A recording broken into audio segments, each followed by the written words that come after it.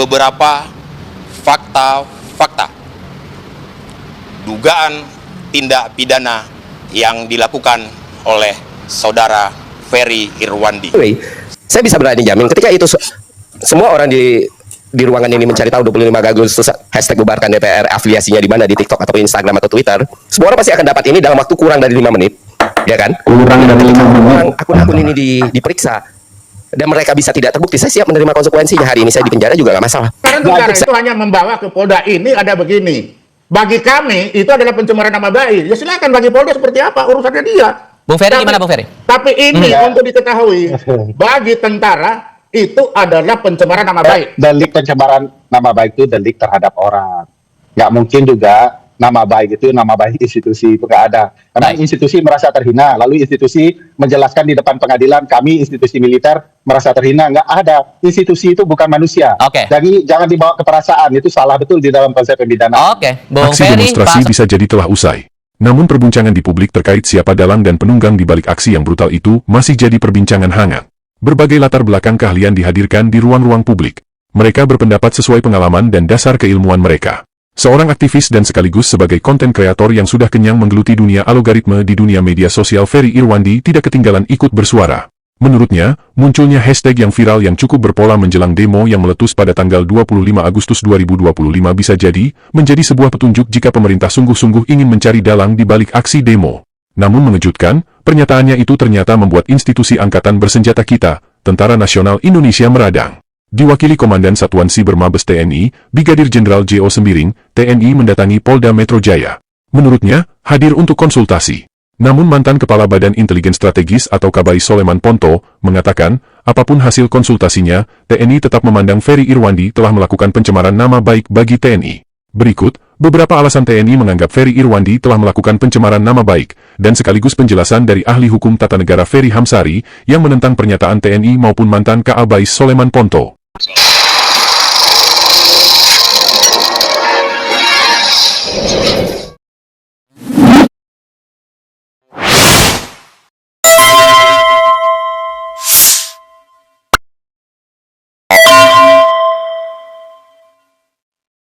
Ya, pertama aneh juga ya, kepolisian merasa terancam dengan apa yang disampaikan oleh Ferry Irwandi. Sepertinya militer kita ya terancam dan melaporkan melalui pihak kepolisian. Menurut saya memang TNI juga perlu membaca Undang-Undang Dasar ya, bahwa warga negara Indonesia itu dijamin haknya untuk berpendapat.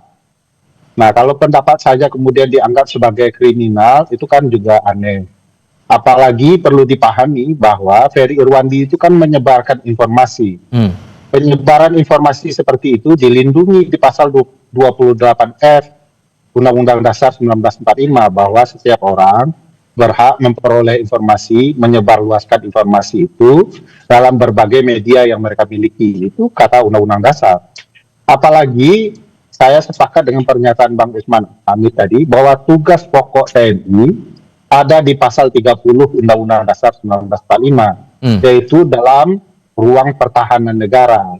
Nah, ruang kemudian sipil itu sama sekali tidak boleh disentuh oleh militer. Militer tidak boleh kemudian dalam konteks kemerdekaan berpendapat warga negara, melaporkan warga negara itu kepada kepolisian untuk kemudian dijadikan kriminalisasi. Bagi saya ini kriminalisasi terhadap warga negara, bukan urusan TNI untuk sektor keamanan ya. Urusan TNI itu sektor pertahanan. Nah, Pak Begini, saya pertama dulu sepakat dengan Pak Ferry Amsari bahwa untuk menyatakan pendapat itu adalah hak segala bangsa, hak segala orang. Namun pertanyaannya, pendapat yang bagaimana yang boleh disampaikan? Kalau pendapat ini dapat mengakibatkan bercerai-berainya bangsa ini, apakah iya boleh? Yang pertama. Kalau pendapat itu mengandung fitnah, apakah itu boleh? Nah, kan itu pertanyaannya. Nah, TNI sekarang ini yang dia sampaikan itu karena merasa difitnah. Dengan apa? Ini saya baca. Karena kebetulan saya juga mencatat beberapa pernyataan dari Ferry ini. Yang pertama ya, tanggal 28 Agustus di Instagram, Yang ditulis Ferry itu apa? Panjang sejarah, darurat militer selalu hadir dengan janji menstabilkan keadaan. Tapi faktanya kebebasan sipil dibatasi, oposisi ditindas, media disensor. Tanggal 28, tanggal 29. Benar itu. Bentar, tanggal 29. 2004 ditulis lagi, jangan sampai negara ini jatuh pada darurat militer. Kalau sampai terjadi, kebebasan sipil akan hilang dan kekuasaan penuh ada di tangan mereka yang memegang senjata. Tanggal 31, update terkini. Darurat militer hari ini bisa kita cegah. Terima kasih kerja keras dan kerjasama. Baik. Tanggal satu lagi. Tanggal 5 September, Instagram, darurat militer hari ini bisa kita cegah. Terima kasih atas kerjasama. Baik. Pertanyaan saya, apakah ada kerja darurat militer? Oke.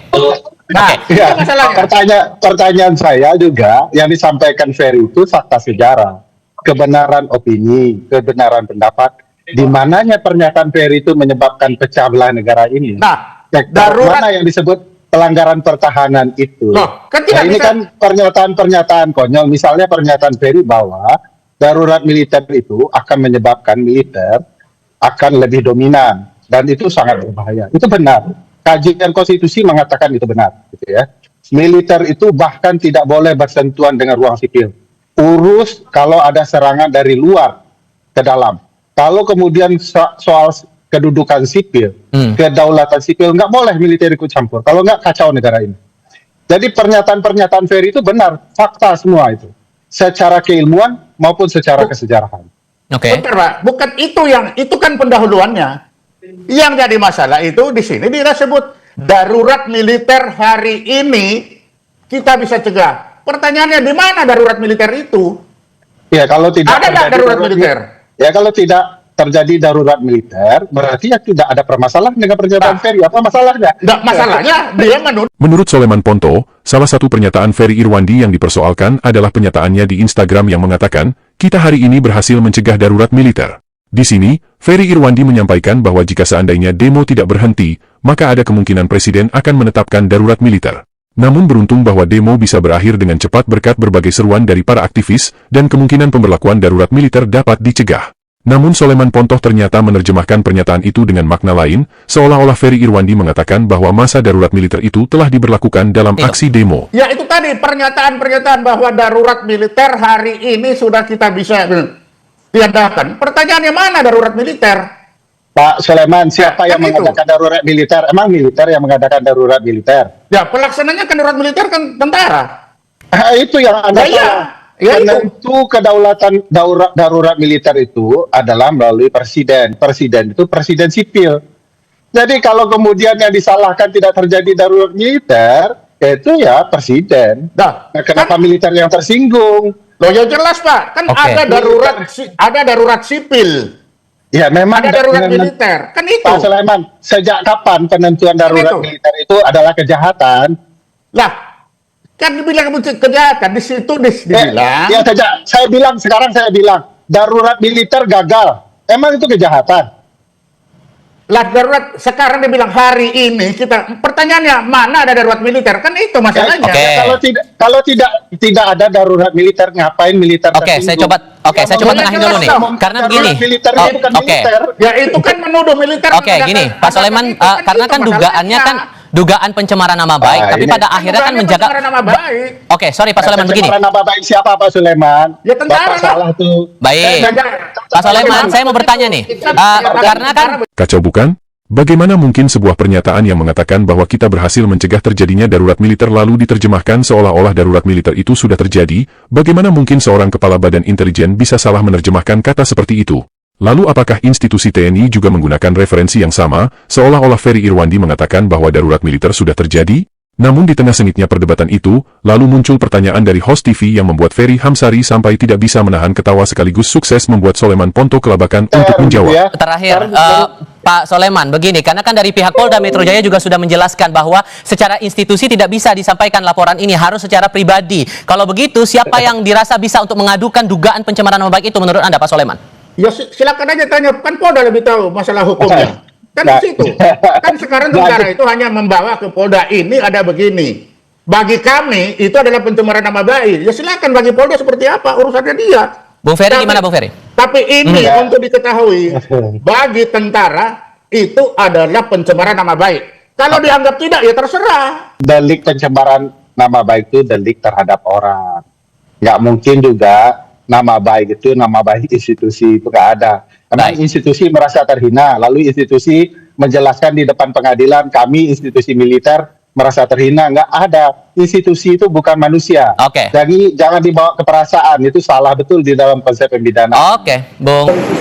Kan menurut putusan MK kan institusi kan nggak bisa melaporkan, harus pribadi kalau pencemaran nama baik.